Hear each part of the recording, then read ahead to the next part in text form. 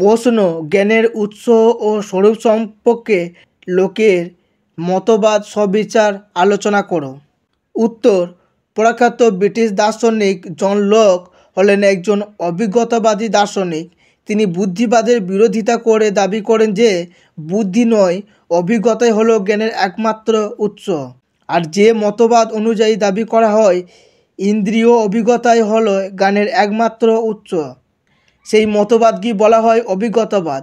অভিজ্ঞতার জগৎ থেকে সার্বিক ও নিশ্চিত জ্ঞান যে লাভ করা যায় তা প্রথম প্রমাণ করেন বৈজ্ঞানিক নিউটন। কিন্তু তা সত্ত্বেও বলা যায় যে দার্শনিক লক পরবর্তীকালে এরূপ মতবাদটিকে একটি জ্ঞানতাত্ত্বিক মতবাদে ভূষিত করেছেন। লোকের অভিমত। লোক দাবি করেন যে আমাদের মনে এমন কিছুই নেই যা পূর্বে আমাদের ইন্দ্রিয় অভিজ্ঞতায় ছিল না। সে কারণেই তিনি আমাদের মনে আগে থেকে থাকা সহজাত ধারণার বিষয়টিকে অস্বীকার করেছেন। বুদ্ধিবাদী দার্শনিক দেকাত জন্মের পূর্ব থেকে আমাদের মনে সহজাত ধারণার বিষয়টিকে স্বীকার করে নিয়েছেন, কিন্তু লোক এরূপ বিষয়টিকে নস্যাৎ করেছেন। তিনি বলেন, জন্মের সময়ে আমাদের মন থাকে এক অলিখিত সাদা কাগজের মতো। ইন্দ্রিয় অভিজ্ঞতায় আমাদের মনে নানা রকম ধারণা মুদ্রিত হয় এবং আমরা এই ধারণার মাধ্যমে পরোক্ষভাবে বস্তুজ্ঞান লাভ করে থাকি। লোকের মতে জ্ঞানের স্বরূপ।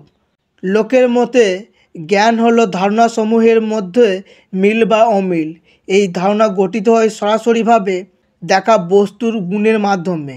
লোক দাবি করেন যে আমরা আমাদের ইন্দ্রিয় বৃদ্ধির দ্বারা সরাসরিভাবে যা প্রত্যক্ষ করি তা হলো বস্তুর গুণ।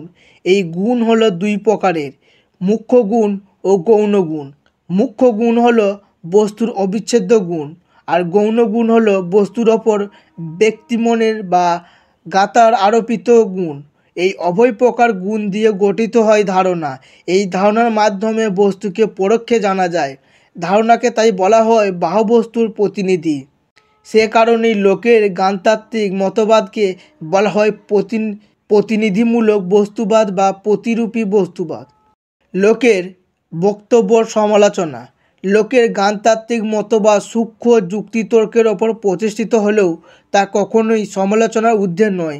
লোকের জ্ঞানতাত্ত্বিক মতবাদের বিরুদ্ধে তাই যে সমালোচনাগুলির উল্লেখ করা যায় সেগুলি হলো: 1 নম্বর, শুধুমাত্র ইন্দ্রিয় অভিজ্ঞতার ওপর গুরুত্ব আরোপ করায় এবং বুদ্ধি বৃদ্ধির ওপর গুরুত্ব না দেওয়ায় লোকের জ্ঞানতাত্ত্বিক মতবাদ একটি একপেশে মতবাদে পরিণত হয়েছে। কারণ জ্ঞানের উৎপত্তির ক্ষেত্রে বুদ্ধির যে একটা গুরুত্বপূর্ণ ভূমিকা আছে তা অস্বীকার করা যায় না।